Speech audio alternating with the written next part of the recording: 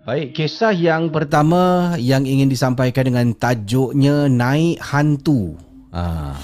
Tajuknya Naik Hantu.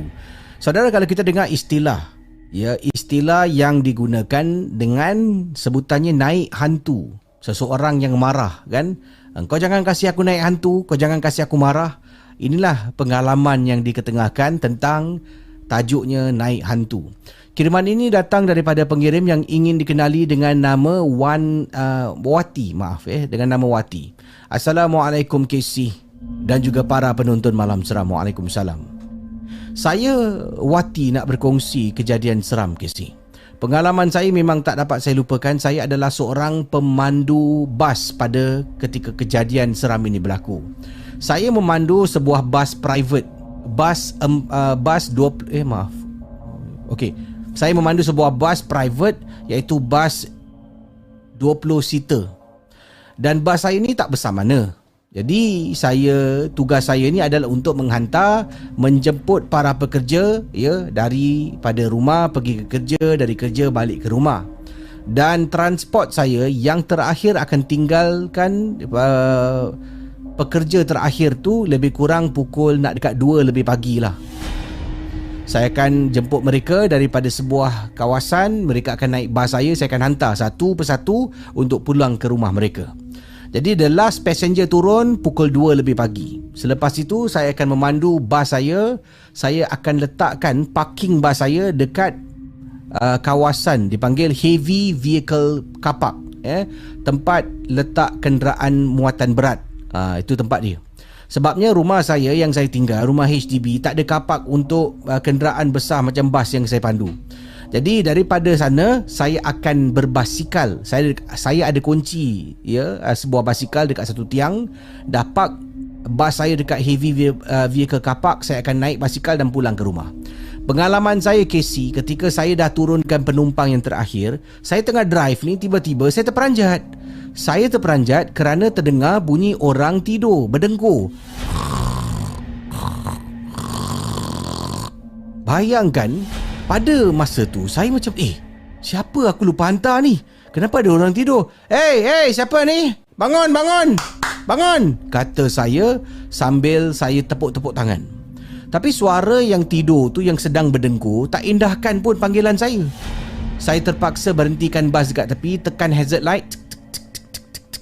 Saya pergi dekat belakang yang mana saya kedengaran suara macam orang sedang berdengkur.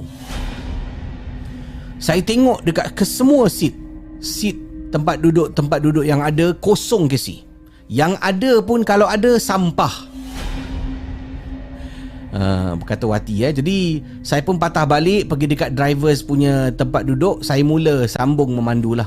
Tengah drive lagi kan, tiba-tiba keluar lagi ke si suara yang tidur.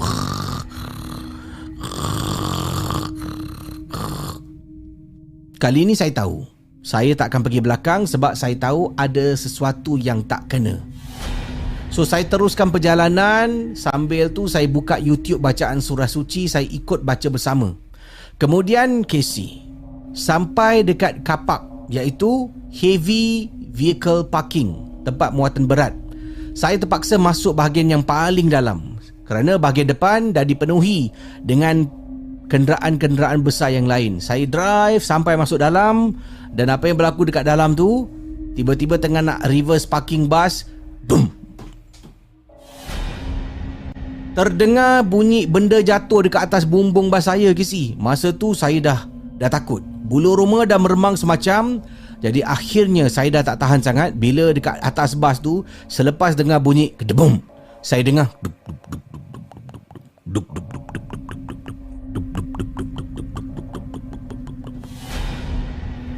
saya dengar bunyi orang berlari dekat atas bas saya. Masa tu saya tengah takut, terlalu takut. Hanya Allah yang tahu perasaan saya. Oleh kerana benda tu asyik lari dan mengganggu saya sampaikan, ini yang ceritanya naik hantu. Sampaikan saya naik hantu ke si. Saya tak kisah pun tentang siapa yang ada. Saya terus buka pintu bas, turun dekat bawah, saya tengok atas. Wey! Kenapa kau nak kasih aku Kenapa? Aku kerja cari makan tau untuk keluarga anak-anak aku. Wati tak cakap macam tu lah. Dia cuma kata saya keluar dan saya naik hantu, saya marah. Tu je lah. Dialog tu saya tambah ya. Jadi dia marah sangat. Dan tiba-tiba bunyi ketukan ataupun lari ke atas bumbung bas tu berhenti. Waktu tu Wati dah tahu, ni kalau dia bunyi lagi maknanya dia tak takut dengan aku. So Wati kata saya cepat-cepat Casey tutup pintu bas, saya kunci apa yang patut, terus angkat beg, pergi dekat basikal, dah standby kayu basikal laju-laju keluar daripada kawasan tu dan Alhamdulillah selamat sampai ke rumah. Itulah pengalaman saya, kisah yang ingin saya sampaikan dalam rancangan Malam Seram.